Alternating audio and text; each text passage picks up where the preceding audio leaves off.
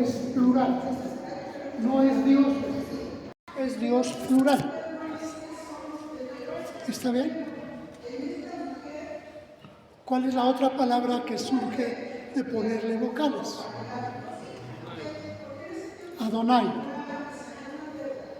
Sustituyo la I latina por la Y, porque a la hora de pronunciarle nosotros cometemos algún barbarismo. Por ejemplo, nosotros decimos Sarai, pero si en lugar de la I latina le pongo Y, ya no es Sarai, ¿cómo es? Sarai. No es Abisai. Abisai. No es Adonai, es Adonai. Así se pronuncia. Por eso procuro anotarle qué significa Adonai o cómo lo traducimos como Señor. Así se traduce. La tercera palabra es Jehová. ¿Qué significa? Claro, yo soy. El gran yo soy. Muy bien. Dicho esto, bueno, déjenme me regreso.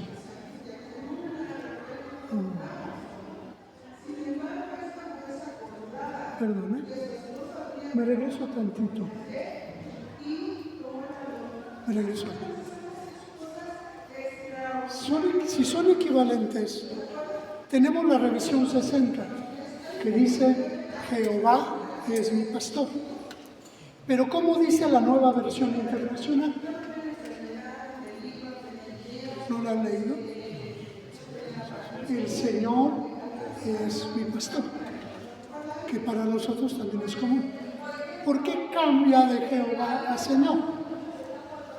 Porque en el idioma es lo mismo decir Señor que Jehová o que Adonai.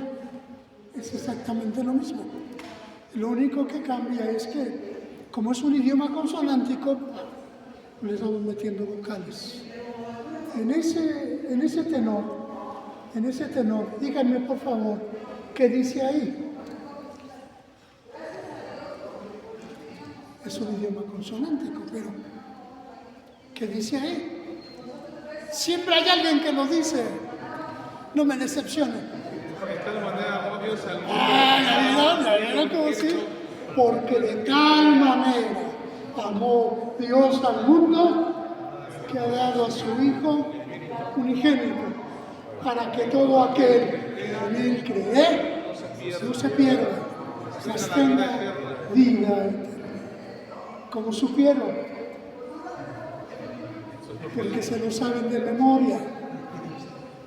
Todo niño judío, cuando cumplía 12 años, tenía que saber de memoria Génesis, Éxodo, Levítico, Números y Deuteronomio.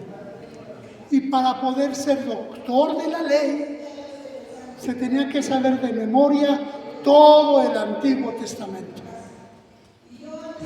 ¿Cuántos quieren ser doctores? A su nombre, gloria. Así que no en vano el apóstol Pablo era doctor de la ley. Se lo sabía de memoria. Por eso es que cuando él escribe y escribe la escritura, la escribe de memoria. ¿Cuál es el problema de escribir de memoria?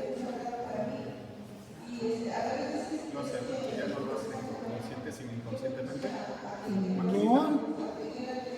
El gran problema de escribir de memoria es que me puedo equivocar en algunos detallitos. Y eso pasa cuando leemos los escritos del apóstol Pablo. No dice exactamente igual a como está en el Antiguo Testamento. Pero hermanos, es todo el Antiguo Testamento de memoria. A su nombre, gloria. Usted ya se sabe Juan 3:16, ya lo vi. Ya se la sabe. Pero es todo de memoria. A su nombre, gloria. Así que para poder arreglar todo esto, el gran escriba, porque es el mayor erudito del Antiguo Testamento, Esdras, escribió para nosotros el Antiguo Testamento con vocales. y es el que nosotros tenemos. Gracias a Dios y al erudito Esdras. Gracias a Dios. Por eso vamos a encontrar algunas cosas. Segundo de Samuel. Yo digo, si Samuel se muere en el primero, no pudo escribir el segundo. Eso es cierto. Pero ¿quién lo escribió para nosotros? Esdras. Sí. Y así nosotros podemos entender algunas cosas que, bueno, pudieran ser contradictorias para algunos. Si ya se murió, ¿cómo lo escribió? Bueno, alguien lo escribió. Esdras le puso vocales y le llamó Segundo de Samuel. Sí, yo sé que Moisés se murió y no pudo escribir Moisés lo que pasó después de su muerte, que aparece al final de Deuteronomio. Pues sí, pero alguien le puso vocales y lo dejó para nosotros. ¿Quién fue ese alguien? El erudito Esdras. Gloria a Dios. La Biblia empieza entonces con que el Cana era de Sur. Dice que él moraba en la colina de Efraín, pero él era levita. ¿Qué quiere decir con eso de que era levita? De la tribu de Leví. De la tribu de Leví. ¿Algo más?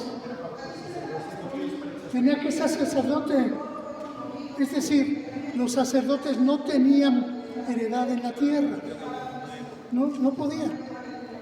Estaba prohibido para ellos, pero por alguna razón que vamos a encontrar al final de Jueces, de que dice la Escritura que cuando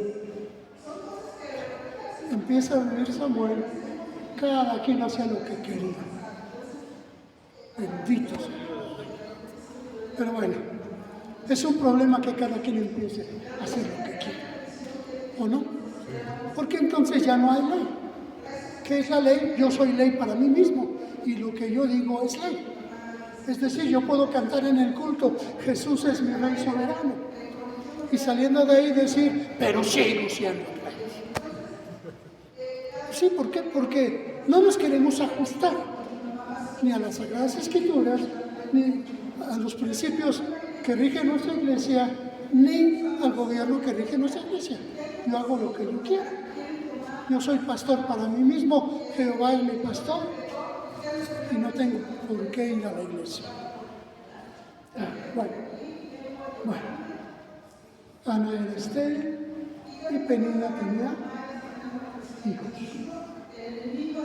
Según Deuteronomio 21, del 15 al 17. Ayúdenme, por favor. Que dice Deuteronomio 21, 15 y 17. Si un hombre se uniera a dos mujeres, la una amada y la otra aborrecida, y la amada y la aborrecida le hubieran dado hijos, y el primogénito fuera de la aborrecida, en el día que quisiera heredar a sus hijos lo que tuviere, no podrá dar el derecho de primogenitura al hijo de la amada, con preferencia al hijo de la aborrecida, que es el primogénito. Mas al hijo de la aborrecida reconocerá como primogénito, para darle el doble de lo que correspondiera a cada uno de los demás, porque él es el principio de su vigor y suyo es el derecho de la primogenitura. Muy bien. Había una ley. ¿Cuál era esa ley? Bueno, un hombre tiene dos mujeres y tiene hijos con ambos, pero una es la amada y la otra es la aborrecida. Jacob tenía dos. ¿Quiénes eran sus dos esposas? Lea y Raquel. ¿Quién era la amada? Raquel. ¿Y quién era la aborrecida? Lea. Según esta escritura, si había un primogénito, tenía que ser el primogénito, aunque fuera de Lea. ¿Quién es el primogénito de Jacob? Pero Rubén, como tomó la concubina de su padre, le fue quitada la primogenitura. ¿Quién quedó como primogénito? Judá. Y Judá es hijo de Lea. ¿Está bien? según esa escritura, entonces así tenía que ser. Judá es hijo de Lea. ¿Y cuál es el hijo de Raquel? Benjamín, que son las dos tribus fieles al Señor, Judá y Benjamín. Pero hasta el día de hoy hubo un rey de Benjamín llamado Saúl, pero fue desechado para que hubiera un rey en la tribu de Judá. ¿Quién fue el rey de la tribu de Judá? David. Gloria a Dios. Había una ley. Dios no cambia. Dios no quebranta su propia ley. Aunque nosotros tengamos nuestras preferencias. Bueno, ustedes no, yo sé que ustedes no, pero aunque haya preferencias, Dios no cambia. Y Dios mantuvo su palabra y tomó un rey de la tribu de Judá. Porque esa es la ley. ¿Está bien? Había cierta tolerancia. Y bueno, los patriarcas de la tribu de Set siempre fueron monógamos. Siempre, siempre. En cambio los de Caín,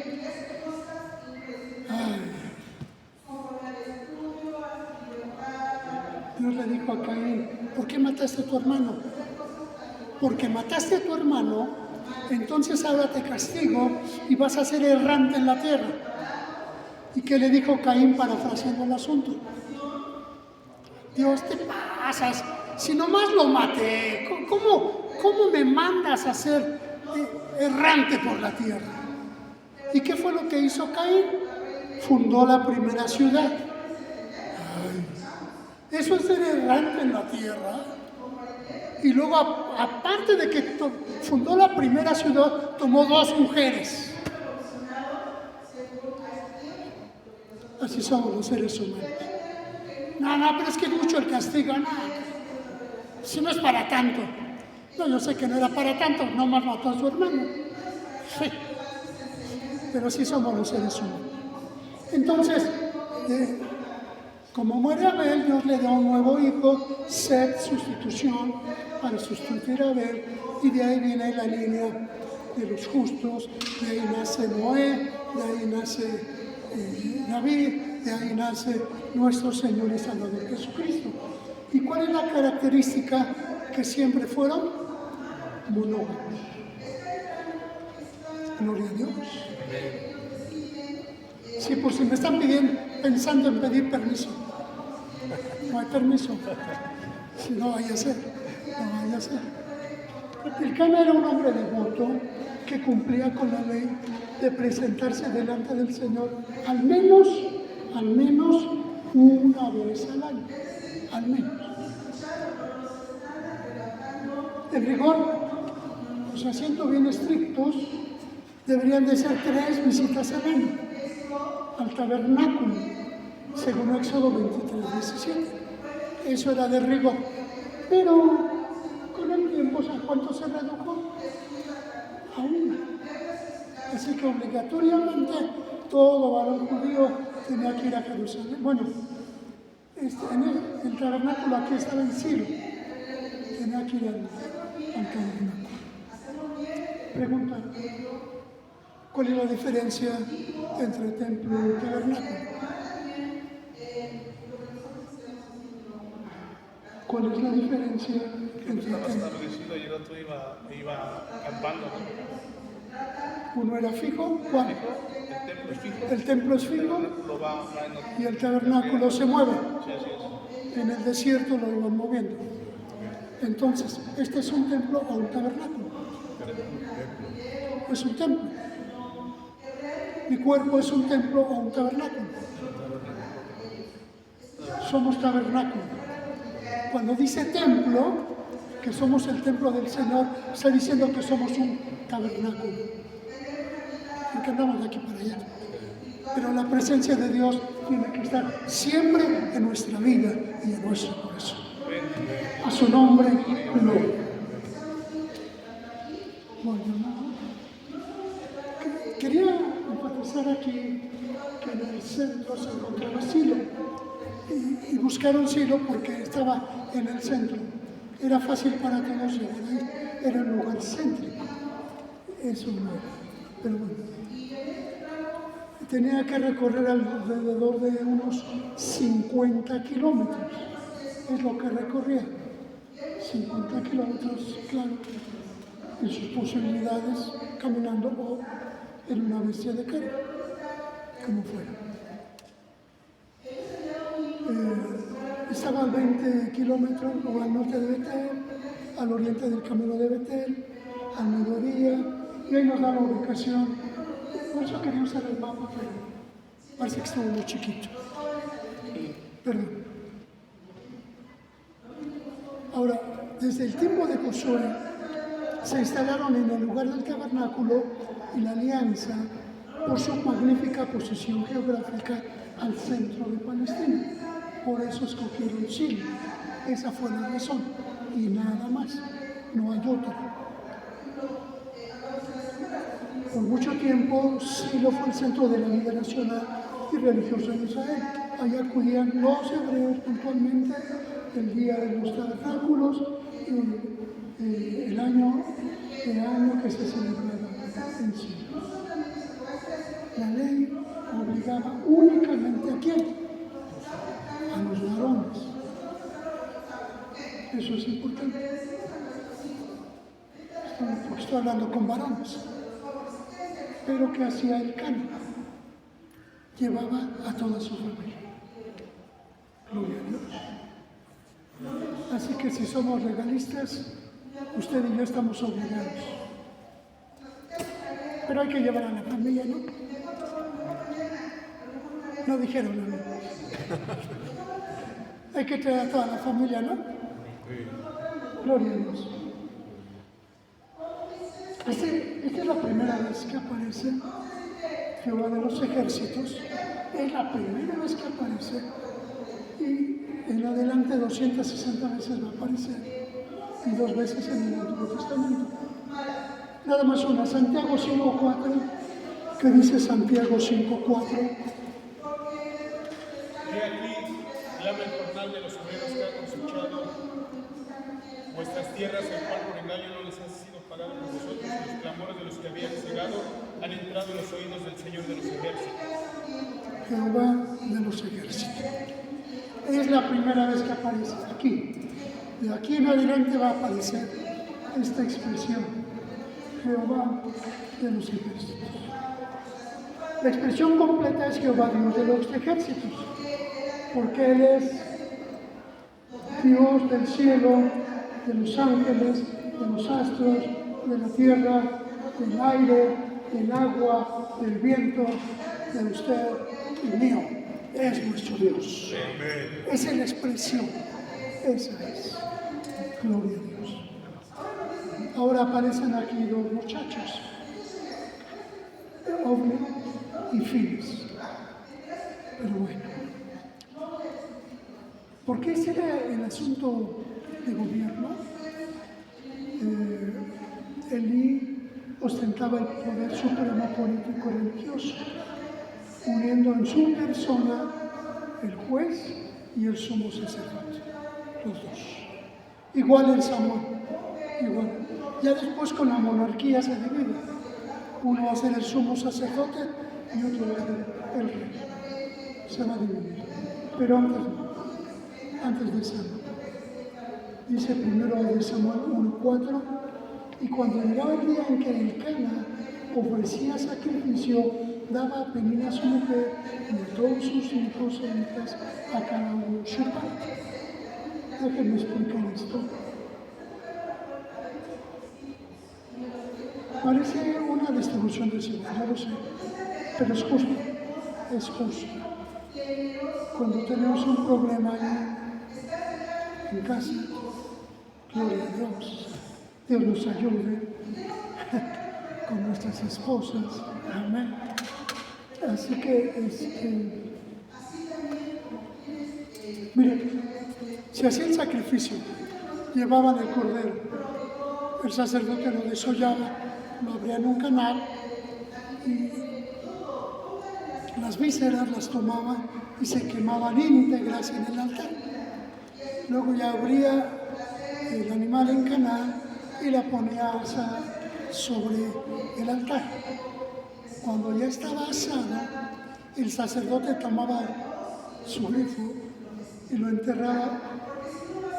Si él quería la costilla o la pierna, lo que él quisiera, y lo enterraba, y lo que sacaba era del sacerdote.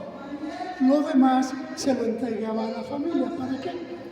Para que hicieran un banquete y terminando el sacrificio se iban a comer. Cuando ellos comían, ¿qué hacía el Cana? Empezaba a dividir la carne, y a quién le daba lo primero y lo mejor, a Ana, y ya después repartía a sus demás, a su esposa y a sus hijos. Así lo hacía. Eso es lo que quiere decir el texto cuando dice que daba. Y yo no sé por qué son así nuestras esposas, pero se enojan. Dios las bendiga. Ay, Dios santo.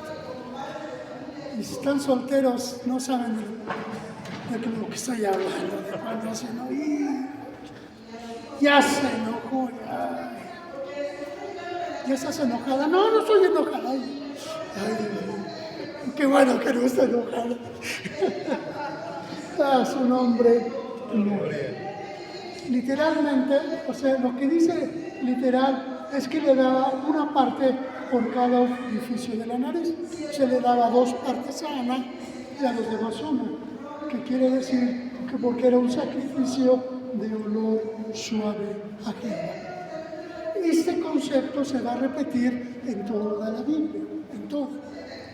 ¿Qué pasa cuando Noé sale del arca? Ofrece sacrificio. ¿Y cómo describe la Biblia este sacrificio? Que sube como un olor suave a la presencia del Señor. Para ustedes, ¿qué sería lo contrario de olor suave?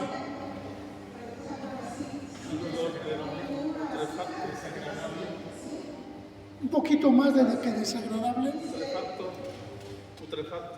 Putrefacto que produce arqueo, que hace que aquí en el estómago, ese es el concepto de abominable. Cuando la Biblia dice que algo es abominable a los ojos de Jehová, se refiere a eso de que ni con verlo, nada más con olerlo. Y contrariamente, cuando algo es agradable al Señor, dice que es un sacrificio de olor suave, como un perfume a la presencia del Señor. Eso es lo que quiere decir, por ejemplo, cuando hablo de la homosexualidad. Es abominación delante del Señor. O sea, ni siquiera Dios lo ve, nada más con olor eso.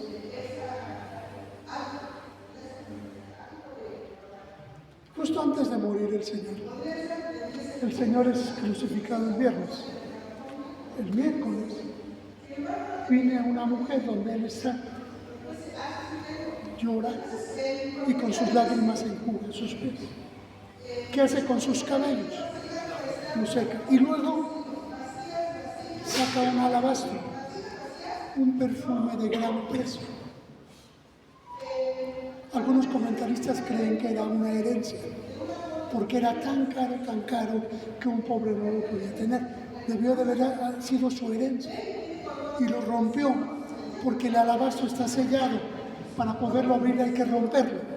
Lo rompió y dice que lo derramó en la cabeza del Señor. Era tan caro porque era traído de la India. Y era una flor que se cultivaba y que de esa flor solo salía 1 gramo. Estamos hablando de poco más de medio litro. ¿Saben cuánto se necesitaba? Era carísimo. Una gota, donde quiera ponerlo, aquí nos lo ponen aquí en la muñeca o atrás de la oreja.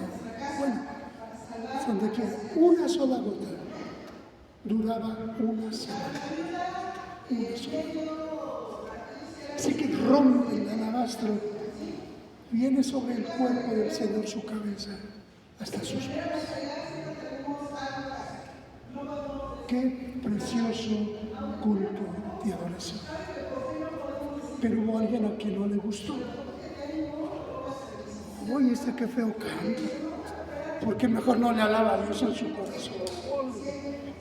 Pues sí, pero cuando se hace de corazón, lo importante es que le agrade al Señor. ¿O no? ¿Y qué dijo Judas? ¿Se acuerda? Oye, Señor, tenemos un montón de pobres y mira cómo desperdicias el dinero. No se vale. ¿Y cuál fue la respuesta del Señor? A los pobres siempre los van a tener, pero a mí no. Ustedes no lo saben, pero esta mujer me está ungiendo para mi sepultura. Gloria a Dios. Eso quiere decir que el viernes, que el Señor Jesús fue crucificado, había un aroma que subía delante del Señor. Aleluya. Que Dios lo aspiró. Y fue agradable la presencia del Señor. Gloria a Dios. Por eso les digo que esta expresión va a aparecer a través de toda la Escritura. Va a aparecer. Y hay más, pero bueno.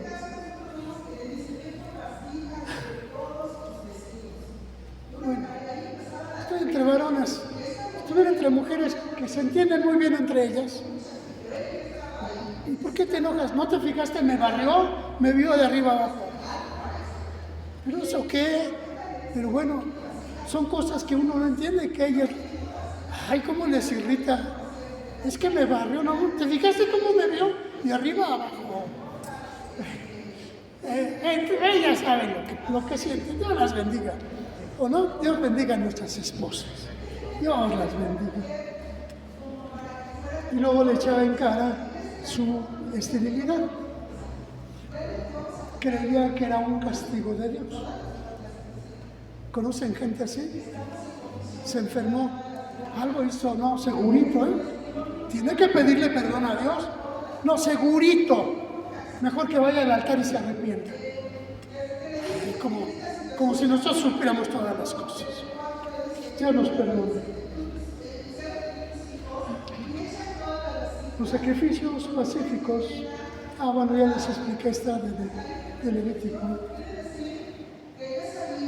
La esterilidad era considerada una prueba o un castigo de Dios, cualquiera de las dos, cualquiera de las dos. O era un castigo o era una prueba. Igual que cualquier enfermedad, ¿no es cierto? Que cuando viene o es un castigo o es una prueba. Gloria a Dios. Amén.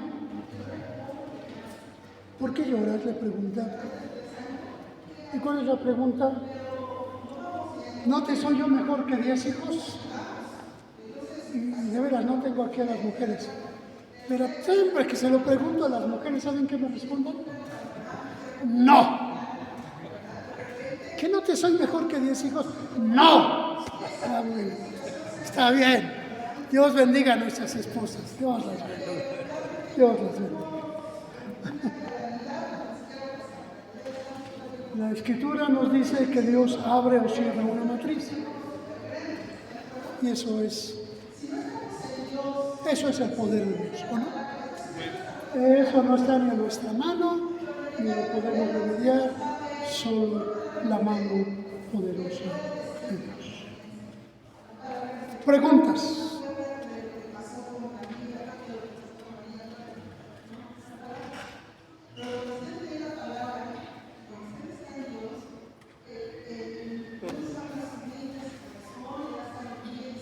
El principio didáctico dice que cuando no hay preguntas, no lo entendieron todo, no lo entendieron nada. Ay, Dios mío, no hay ni una preguntita para no sentirme tan frustrado.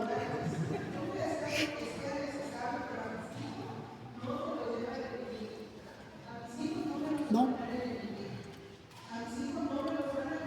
¿De quién es entonces la responsabilidad de llevar a la familia a adorar a Dios?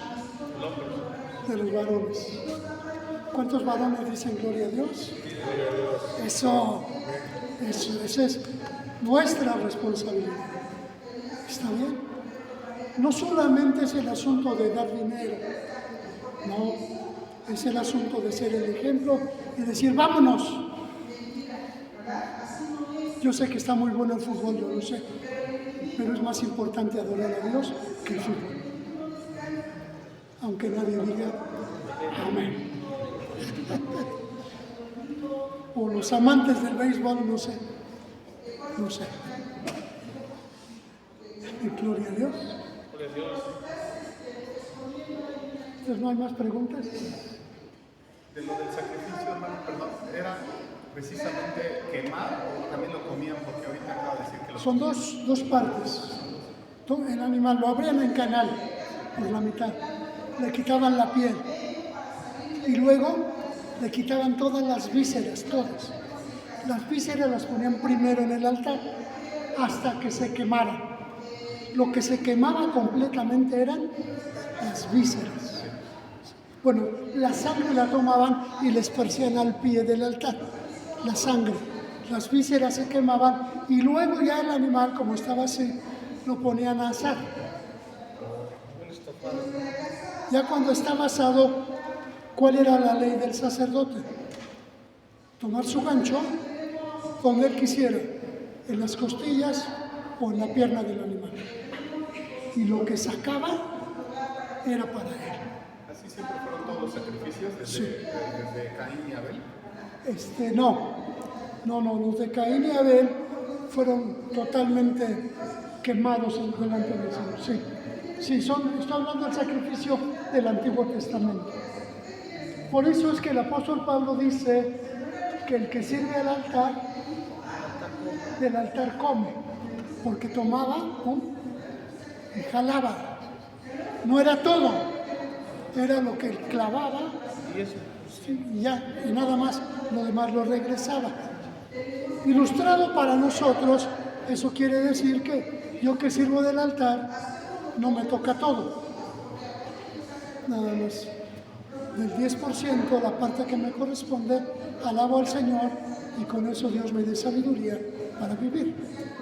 Y lo demás es suyo. A su nombre, gloria. Esa es la inferencia.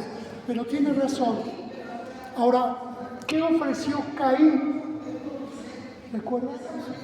Frutos de lo que labraba él. A ver, Los primogénitos más gordos de el primero, y él buscó de los primeros el más gordo. Dice lo que dice el Señor. Y dice la Biblia que Dios vio con agrado primero a Abel y luego a su ofrenda. Y eso para mí es una bendición, porque Dios no ve lo que yo he hecho en la ofrenda. Dios ve primero mi corazón. ¿No da gloria a Dios? Todo lo referente al tema estuvo legible para todos. Mi pregunta ¿es correcto mencionar que el Señor Jesucristo fue resucitado en viernes y resucitado en domingo, cuando Él había dicho, me había pedido señal? Si era Dios, diera señal. Y dijo, señal no les era dada sino la misma, lo cual lo llevó a estar 3 días en la tierra. Entonces, tomando en cuenta que los judíos terminan su día a las 6 de la tarde, 12 horas de estudiar, 12 horas de luz, no es correcto mencionar que el miércoles, bueno, terminando el miércoles por la tarde, es bajar el cuerpo para que no terminara el día, para que así pudiera ser cumplido los 3 días, poder resucitar sábado a las 6 de la tarde, que da como inicio del día domingo. Cuando seguimos la lectura de los evangelios, tenemos el Domingo de Ramos y luego el lunes. ¿Qué hizo el Señor Jesús el lunes? Regresó para Betania y vio una higuera y no hubo fruto. Y la maldijo y se fue a Betania. regresó el martes. ¿Qué pasó el martes? Ya estaba seca, eso fue el martes. El martes por la tarde fue al templo, siguiendo la narrativa de los evangelios. Va al templo y se enfrenta a los fariseos, que le empiezan a hacer las preguntas. Entre ellas, de la que más recuerdo, ¿es lícito dar impuesto al César? ¿Y qué dijo el Señor Jesús? Dad al César lo que es del Señor. Bueno, luego, el miércoles, la mujer de Betania lo unge. El jueves, ¿qué pasó el jueves? Según la narrativa de los evangelios. El jueves, por la mañana, otra vez viene a tener la discusión con los fariseos, pero por la noche es que él toma la cena del Señor y establece la Pascua. Bueno, perdón, toma la Pascua y establece la Santa Cena. Es al contrario. ¿Vale? Entonces esa noche, como todas las noches de Pascua, era noche de luna llena y el Señor se fue a orar. Y fue apresado en el huerto de Getsemaní y amaneció para el viernes. Es decir, si yo sigo la narrativa de los evangelios, así pasó. Yo entiendo esa posición que algunos han expresado acerca de que fue el miércoles a la mitad de la semana, pero cuando habla Daniel de la mitad de la semana, está hablando de profecías, no está hablando acerca de la muerte y la pasión del Señor Jesús, está hablando de...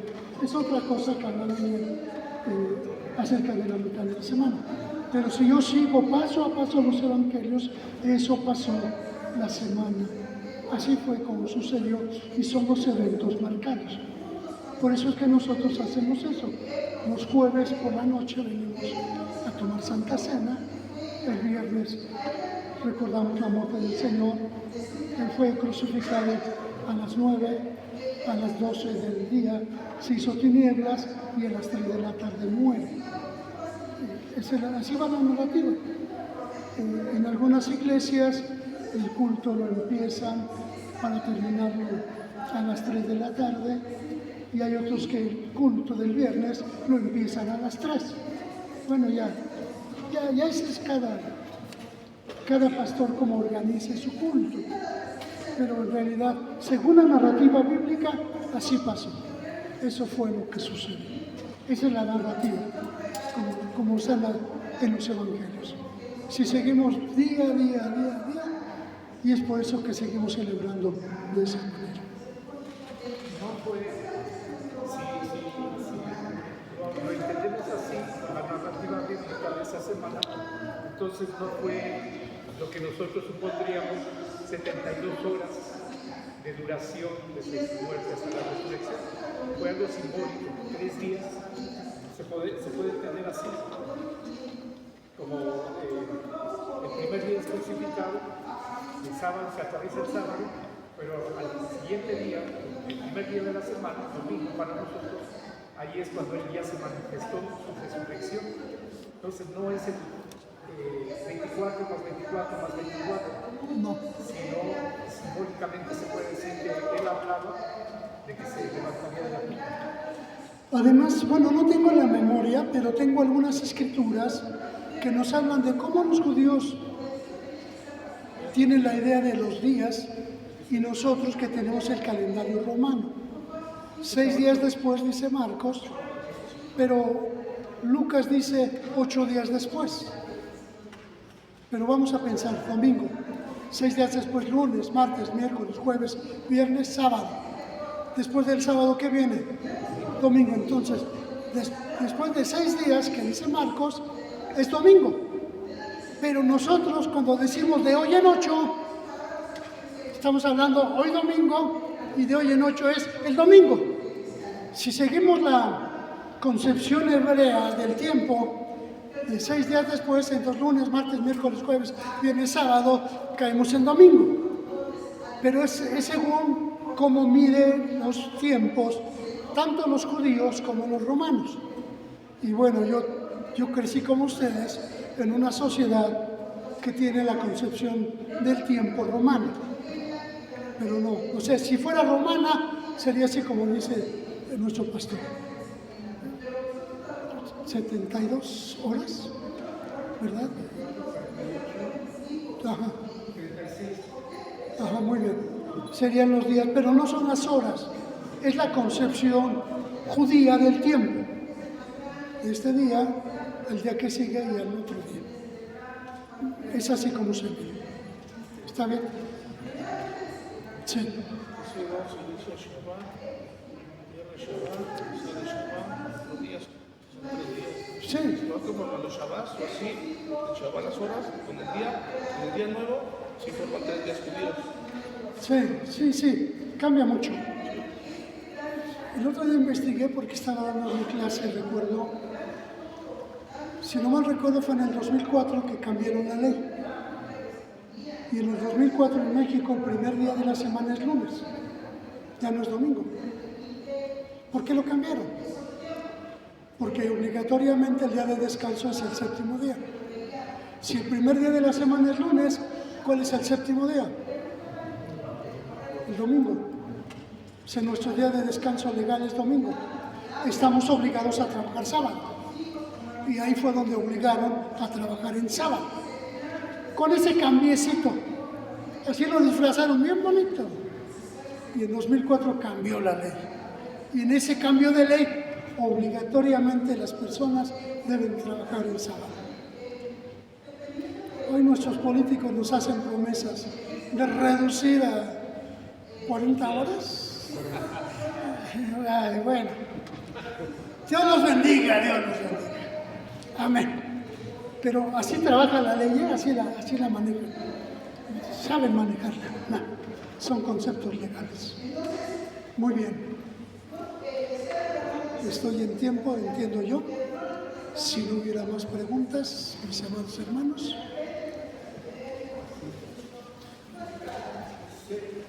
Se fue rápido el tiempo. La enseñanza fue muy puntual. La enseñanza fue puntual. Los varones tenemos que acercar a nuestra familia. Somos responsables de ver que nuestra familia sea bendecida por parte de Dios. Creo que me parece que ese es el punto. Sí, el punto medular. Había otros, yo pensé que me iban a hacer preguntas. Si se vale tener 2 esposas. Hay una pregunta muy fuerte en estos tiempos, ¿no? En la iglesia, y venía mi pregunta hacia el matrimonio, ¿no? Ahí dice 2 esposas, ¿no? Sabemos que la iglesia no permite el casamiento, ¿no? Pero algunos hermanos vienen en una condición diferente, ¿no? Que vienen del mundo y a lo mejor vienen ya de un matrimonio ya fracturado, ¿no? De una costumbre.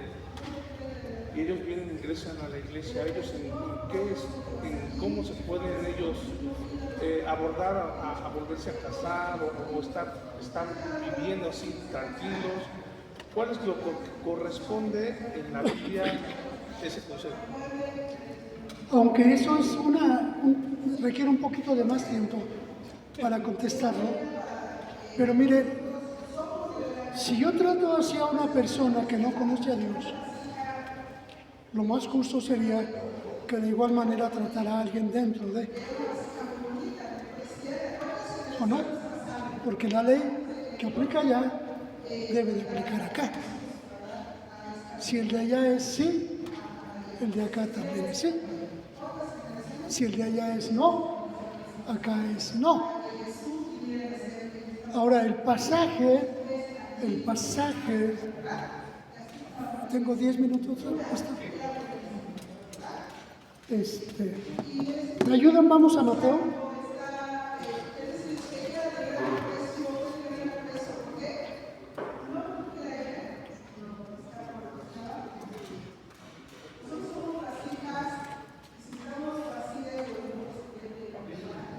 Vamos a San Mateo 19. Aconteció qué cosa. Cuando el Señor Jesús terminó estas palabras, se fue de Galilea. ¿Y de Galilea a dónde llegó? Judea, viajó del norte hasta el sur. Le siguieron las multitudes. Aprovechando que había mucha gente, dice el verso 3, ¿qué pasó? Vinieron, ¿qué cosa?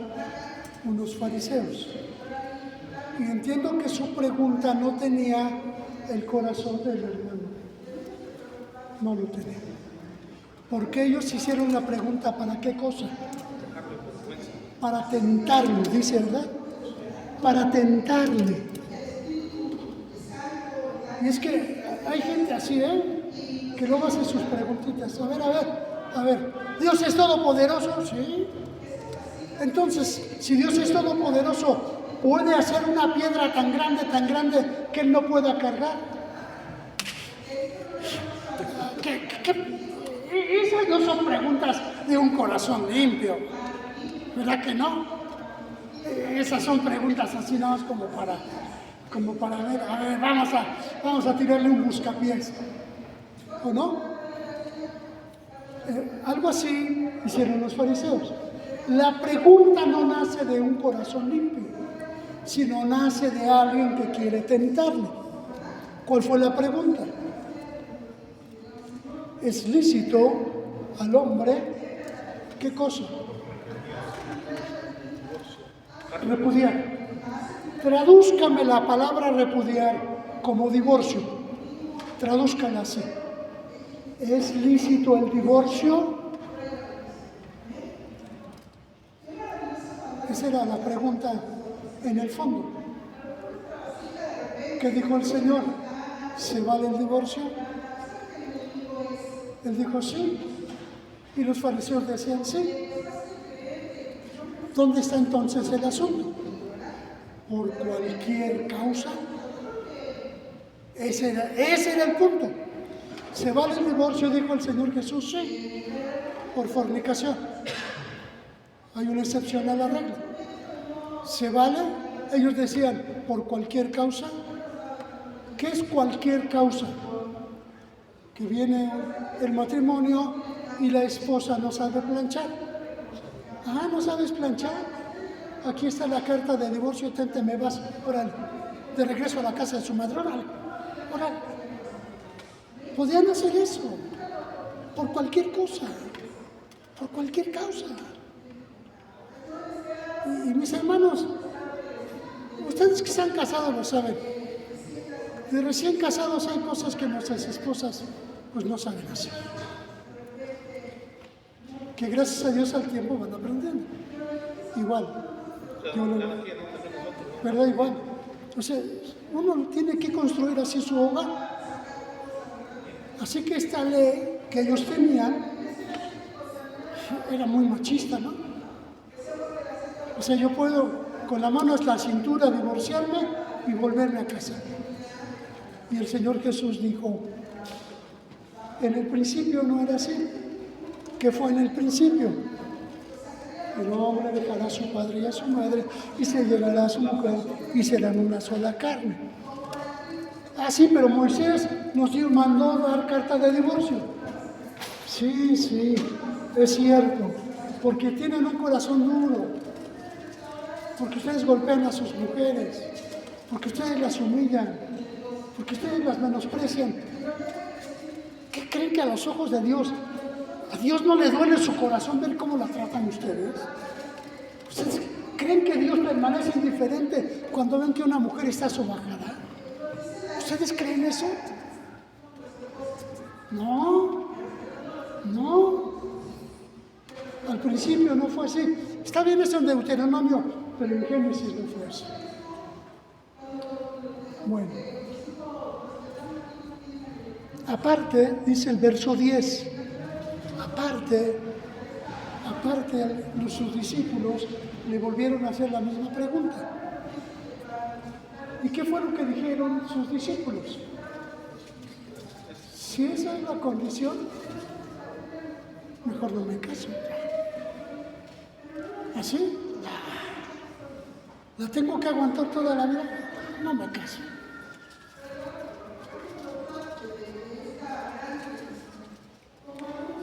Y si ustedes nunca han pensado en divorciarse, Gloria a Dios. Dios los bendiga. En verso 11, entonces Él les dijo, subrayo el principio, no todos, ¿qué cosa? Son capaces, no todos son capaces de recibir esto, no todos, no todos. Aún dentro de nuestra iglesia vamos a encontrar personas que no pueden, que no tienen esa capacidad, que se separan, pero que nosotros no podemos imponerles que vivan por vida solos. Dijo el Señor Jesús, porque hay eunucos que nacieron eunucos del vientre de su madre.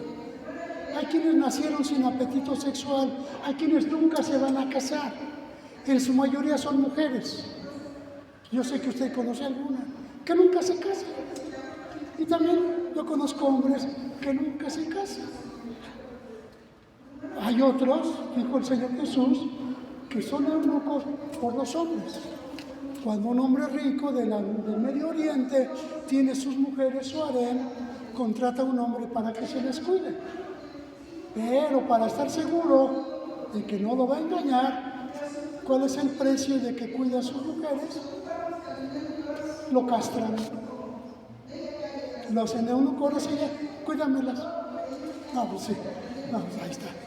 No, ahí sí, pues cuídamelas, pues claro. Hay hombres que son eunucos por causa de los hombres, pero termina diciendo hay un tercer grupo. Hay quienes a sí mismos se hacen eunucos por causa del reino de los cielos. ¿Cómo termina el pasaje, por favor? ¿Cuál es la última frase?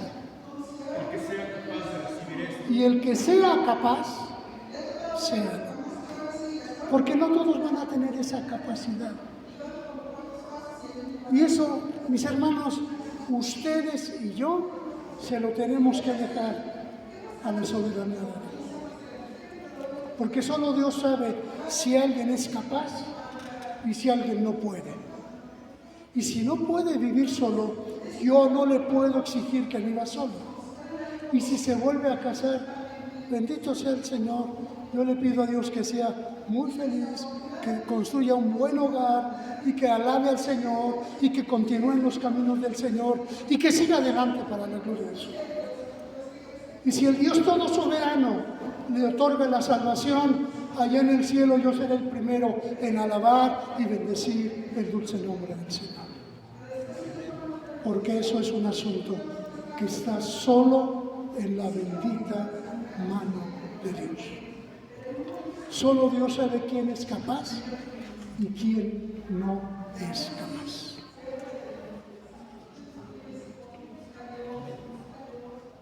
Me han preguntado, yo les he dicho, yo he aprendido a decir de esta agua no he de beber. Yo he aprendido a decir así. O sea que si en ese momento me preguntaran, ¿se volvería a casar o no? En esto, pero he aprendido a decir de esta agua no he de beber.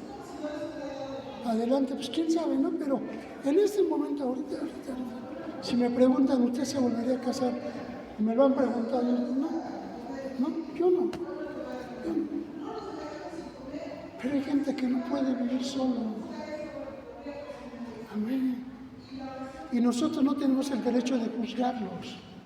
Dijo el apóstol Pedro, no los juzguemos, no les pongamos una carga que nosotros nunca hemos podido llevar. Bueno, ni nuestros padres tampoco pudieron.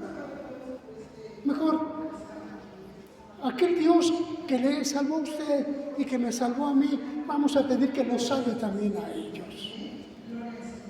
Y no dijeron amén, no sé por qué. Pero el Dios que me salvó a mí y el Dios que le salvó a usted, que Dios también los salve. Y que los tenga aquí alabando y bendiciendo su nombre en una comunidad de personas que somos salvos por la gracia de Dios, no por obras, por la gracia de Dios. Lo he testificado así porque Dios me alcanzó cuando tenía 14 años. A esos 14 años, el éxito de Librería Cristiana era corre ni que corre, la cruz y el puñal, el traficante de Dios, o Leon Bersoni, y puros testimonios que conmigo no eran, de verdad. Y no porque sea, no me doy mis baños de prisas. Por parte de mi padre, era mi bisabuela, mi abuelo, mi papá. Somos 4 generaciones. Soy la 4ª generación de cristianos, o sea, yo crecí en la iglesia. Por parte de mi mamá, mi abuelo, mi mamá y yo, soy la 3ª generación. O sea, no. Ni un mal testimonio, nunca hubo una botella en casa, nunca hubo un cigarro en casa, nunca hubo malas palabras, no. Pero mi mamá me decía, vente a la iglesia, vamos a un trato, mamá. Mira, no quiero pleitos, un trato. Me voy todos los días a la escuela dominical, ni me vas a obligar, yo me voy, pero hasta ahí. No quiero saber más de la iglesia. Y yo me paraba puntualmente, me arreglaba, me iba a la dominical, regresé, ya. Hasta que un día el Señor me alcanzó.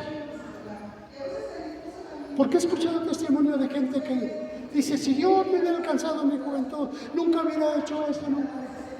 Y cuando lo medito le digo, es cierto. O sea, si el Señor me alcanzó a los 14 años y no me permitió tener un testimonio de esos, es por su gracia y nada más por ello. Y porque en estos años su gracia me ha sostenido para no pecar. Solo su gracia. No porque sea un supercristiano, es su gracia. Y yo soy salvo por gracia. Y yo entiendo la santidad por gracia. Nada más por eso. No por una lista de reglas que me diga, haz esto, prohibido. No. Sino porque hay un Dios que con su gracia me ha sostenido hasta el día de hoy. Y yo creo en una santidad por gracia. Y nada más por gracia. Y así que cuando una persona viene con complicaciones, yo tengo una respuesta. Hay una gracia. Porque donde abunda el pecado, sobrepuja la gracia.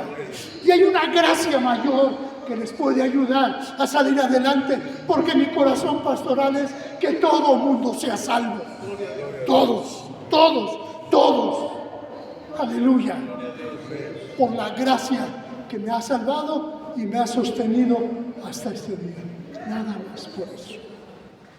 Y yo sigo predicando la gracia de Dios. Muchachos, ¿qué les puede sostener a ustedes para no pecar? Solo la gracia de Dios.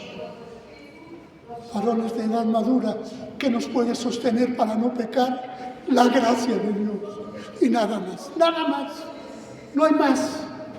Así que el día que nos alejemos del Señor, ese día estamos perdidos. Mejor vivamos a la sombra de aquel a quienes los ángeles le cantan, Santo, Santo, Santo. Porque ahí está la verdadera santidad. Solo Dios. Amén. Jesús. Corro el riesgo de oírme legalista, fariseo. Pablo le dice a Timoteo en una de sus cartas que ya sea que vaya pronto a verlo o tarde en ir a verlo, Sí. le encarga que se conduzca correctamente en la iglesia del Señor, que es columna y baluarte de la verdad. Hoy en día hay una tendencia a tener, repito, me voy a ver un poco legalista y fariseos, si ustedes quieren. Hay iglesias cristianas con pastores homosexuales, pastores que permiten la homosexualidad dentro de la justificación de la predicación de estas personas es que Dios ama incondicionalmente. Puede ser un ejemplo muy extremo el que ocupé, pero una iglesia que señala, usted mencionaba hace un momento que la homosexualidad es abominación, o sea, ni siquiera verlo, es algo que olerlo es como no podemos cerrarle la puerta a los homosexuales, no podemos cerrar la puerta a un adúltero, conforme a las escrituras, pero a un homosexual sí. Hay citas bíblicas que mencionan, por ejemplo, todo el que repudia a su mujer y se casa con otra, adultera, y el que se casa con la repudiada del marido adultera. Y dice otra escritura, porque la mujer casada está sujeta por ley al marido mientras éste vive, pero si el marido muere, ella queda libre de la ley del marido. Y hay otra escritura en Corintios que dice, y si se separa, quédese sin casar o reconcíliese con su marido, y que el marido no abandone a su mujer. Son enseñanzas, están en las 29 enseñanzas. ¿Cómo le predicamos o le enseñamos esto a las generaciones que quieren formar parte de la iglesia de Dios? ¿Cómo diferenciamos al adúltero del que no lo es? ¿Cómo permitimos que el adúltero entre por amor a su alma y el homosexual no? No sé si estoy dando a entenderme en cuanto a la magnitud de lo que la palabra enseña, o entendemos, yo entiendo, no es correcto, y que de alguna manera decimos por amor a las almas, pero entonces el homosexual. 1 Corintios 6, del 9 al 10, menciona quienes no heredarán el reino de los cielos, y menciona a los adúlteros, a los fornicarios, a los borrachos, etc., a los homosexuales, los afeminados, los que se echan con varón, etc. Entonces, ¿cómo diferenciamos de los que están? ¿Cómo balanceamos el asunto? Sí, o sea, yo estoy totalmente de acuerdo. Hermanos, mi experiencia pastoral son los de 40 años, no tengo más que eso. En 40 años en la iglesia he tenido homosexuales, sí. Me ha tocado ministrar mujeres públicas, sí. Agradezco a Dios la confianza que siempre me tuvo mi esposa para yo poder ir y ministrar una mujer pública. Y que vino y se quedó, otras no. Pero bueno, así pasa. No doy nombres por respeto de homosexuales que han sido convertidos al Señor y que hoy ni siquiera se les nota que fueron los homosexuales. Que hoy, si yo les diera el nombre, ¿a poco sí? Sí era homosexual, pero no se le nota. Y hay otros que pues nunca han querido aceptar el Evangelio. Y pues ni hablar, yo los sigo ministrando en la bendita esperanza de que el Señor haga su obra. ¿Hasta cuándo? Hasta el último de sus días, o hasta el último de mis días, ¿no? Es decir, mi deber es ministrarles. ¿Quién salva? Cristo, y a su nombre gloria. Y yo espero que el Señor haga su obra. Yo espero que el Señor... ¿Qué es lo que no puedo hacer como pastor? Si una persona es homosexual y no tiene evidencia de salvación, yo no lo voy a pasar al púlpito. ¿No dijeron amén? A lo mejor tiene un gran talento y toca excelente el teclado, pero si no veo que Dios lo ha salvado, yo como pastor no lo voy a pasar.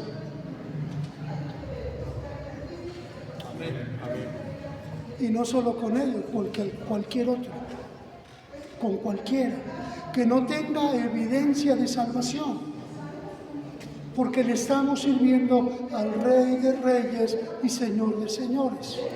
Esas puertas deben de estar abiertas para todos, en esperanza de que sean salvos. Y yo debo de ministrar a todos por igual, a todos, sin excepción. Mi deber pastoral es ese y he tratado de hacerlo hasta el día de hoy. Lo he intentado. Pero hay cosas que sí debo de marcar una línea. Gloria a Dios.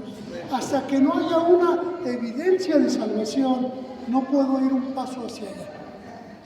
Ya que Dios lo salvó, gloria a Dios, sirvamos al Señor. Pero si no, pues congrégate. Te damos la bienvenida, te saludamos, te abrazamos, tú eres bienvenido aquí. Sí, eso no es cristiano. Me quiero dar a entender. Esa actitud no es cristiana. De marcarles una raya, de verlo allá está el hermano. No, porque lo que es Ah, sí, Dios le bendiga, ya que volteó. Uy, no está bien. No está bien. O sea, en nuestra iglesia debe de prevalecer eso, el amor del Señor para con todos, con la oración de que todos los que llegan aquí tengan un encuentro con el Señor y el Señor haga una obra hermosa y tengamos un testimonio hermoso para la gloria de su nombre. Amén. Y los hay. Y los hay. Con palitos y bolitas, ¿cuál sería la evidencia de que esa persona? ¿Cuál sería la Evidencia, usted dice hasta que no haya una evidencia de que de salvación? en el sentido de una pareja de homosexuales, pues que abandone, sería, ¿no? Justamente, ¿no? Y el adúltero, Sí, que ya no, y el adúltero. que ya no. Exacto. Ahora, ¿cómo me preguntó? Con palitos y bolitas. Bien. Pablo lo explica así. Y dice que dejemos el viejo hombre y nos vistamos de un nuevo hombre. Pregunta, ¿quién va, se da una ducha, se baña bien y se vuelve a poner la ropa sucia? No, eso no. Pablo está diciendo, este es el viejo hombre. Tengo que quitarme el viejo hombre. Tengo que ser regenerado. Pero no solo eso, sino que tengo que vestirme del nuevo. Esa es la evidencia.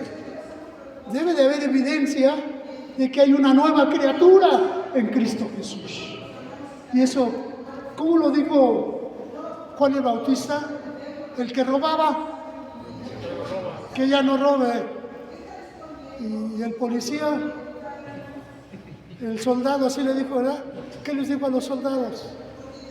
No extorsionen, conténtense con su sueldo. Por eso dije el policía. Ustedes lo entienden mejor. Que puede haber policías cristianos, sí. ¿Y cuál es la evidencia de que es cristiano? De que está contento con su paga. ¿Verdad? Esa es la evidencia. Entonces, ¿cuál sería la evidencia de una mujer pública que ahora se dedica a una actividad porque tiene que vivir, sin duda alguna, pero que es honesta? Y esa es la evidencia. Pero si quiere ser miembro de la iglesia, una pareja adulta o que está en adulterio. Nuestra iglesia en el año 2006 adoptó una recomendación. ¿Cuál es la recomendación? Que antes de 2006 era traído a la Junta de Negocios y la iglesia deliberaba sí o no. A partir de 2006 para acá cambia la recomendación, porque no todos los casos son iguales. Vamos a encontrar tantos detalles que lo hacen tan diversos que eso ahora queda exclusivamente en el criterio pastoral. ¿Qué sucede si un pastor no tiene la capacidad y se encuentra en un conflicto? No puedo con este asunto. Bueno, tiene un supervisor. Su supervisor tiene que él y su supervisor ver y analizar ellos dos. No la iglesia, no la Junta de Negocios, sino ellos dos. Si no pudieran, tenemos un obispo nacional, que consulten al obispo. Y esa es la secuencia que nosotros tenemos de 2006 para acá. Como iglesia tenemos que aprender a respetar el criterio pastoral.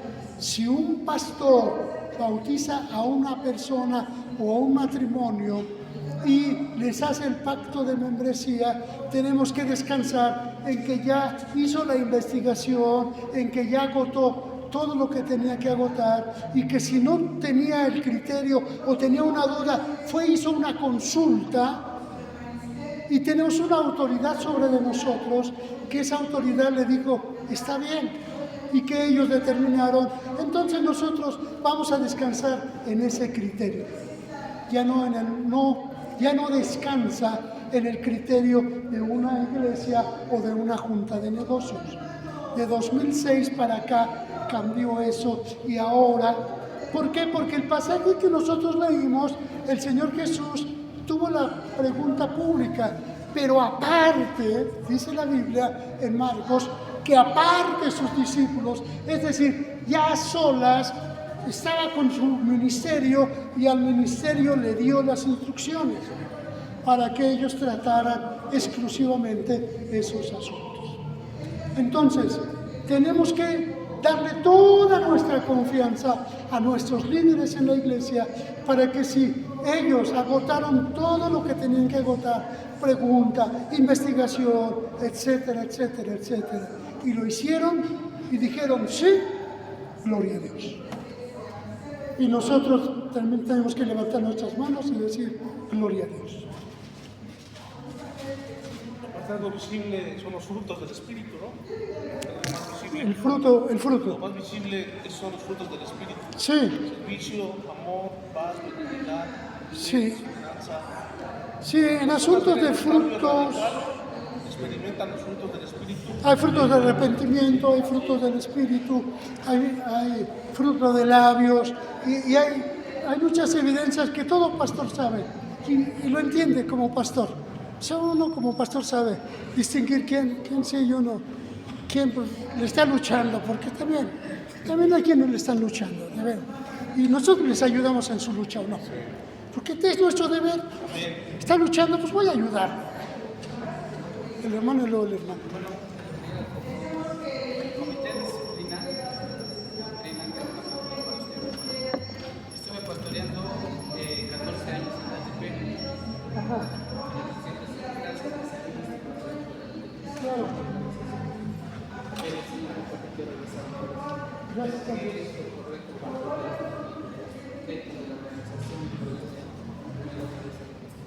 Claro.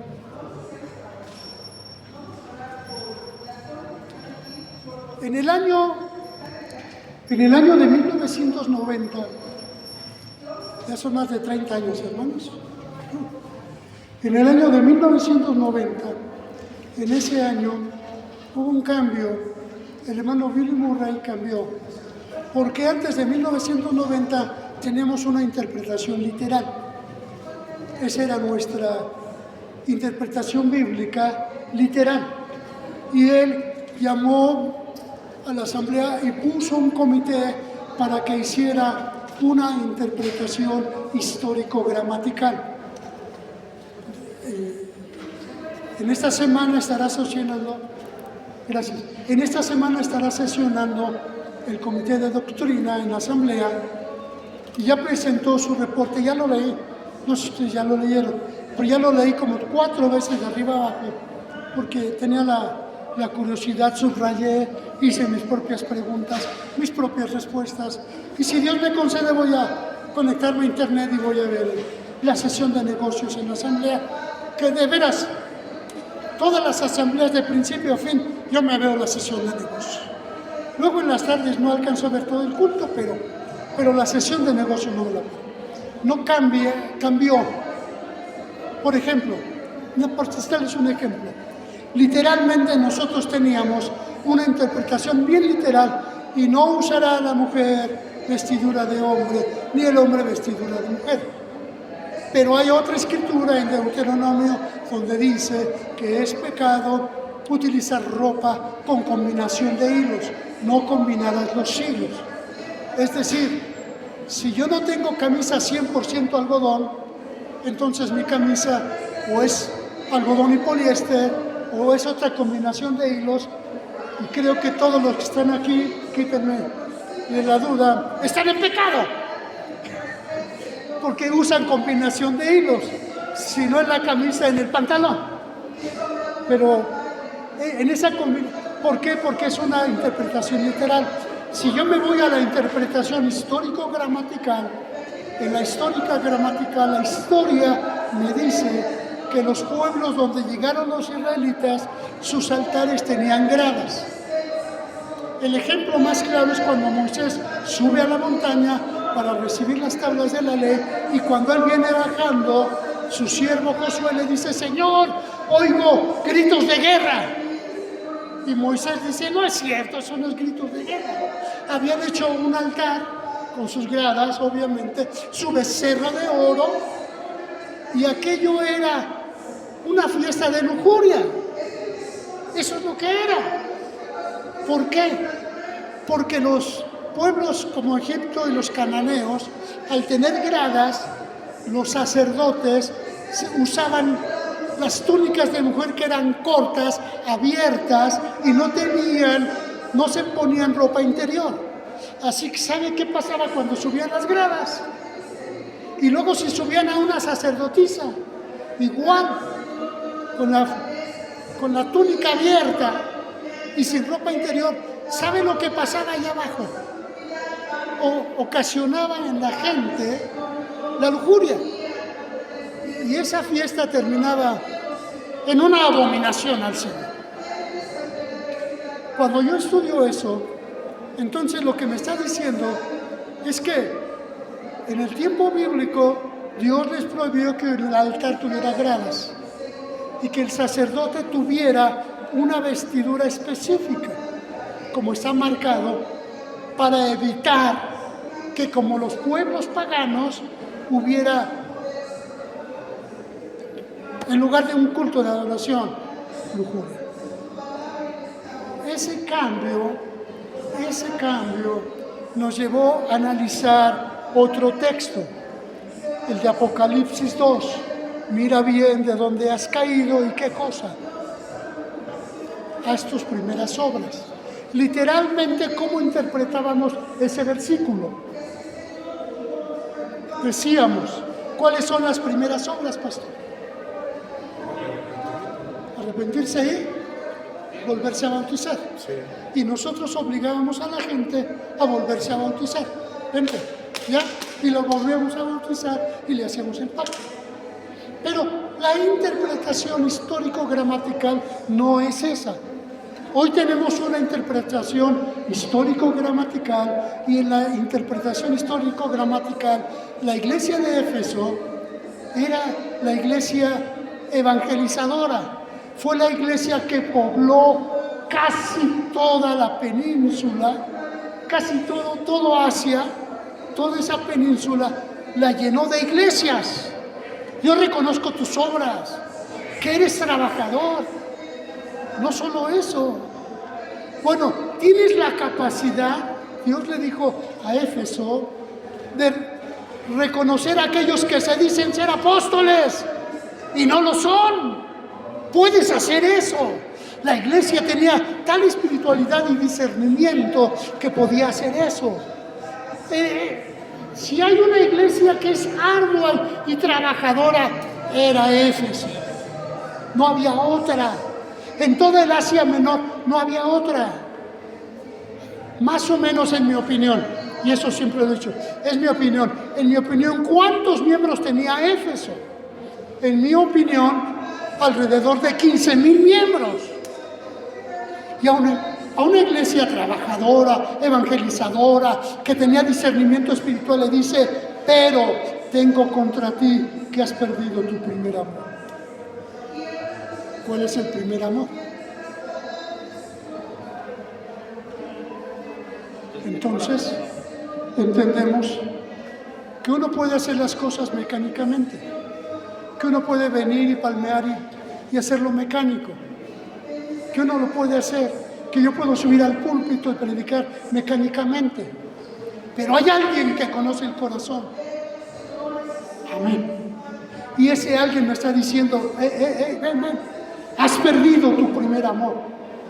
Arrepiéntete. Quiero que hagas las cosas, pero que las hagas con ese amor, con esa devoción, con esa entrega que tú lo hacías al principio. No lo pierdas.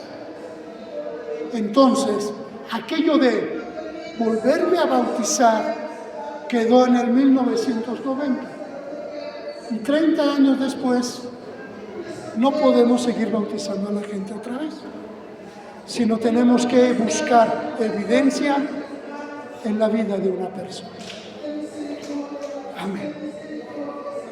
Que yo espero que lo haga otra vez, como lo hizo aquel primer día que el Señor lo llamó al servicio, y que uno le dijo, gracias Señor por poner tus ojos de misericordia en mí, y uno se levantó a servirle a Dios con todo el corazón.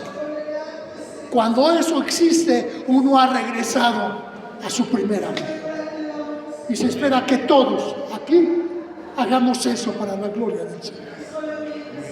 Entonces, mis amados hermanos, el hecho de volver a bautizar a una persona tiene más de 30 años que no aplica en nuestra iglesia. Usted me dirá, tiene razón, es que nunca me lo han dicho.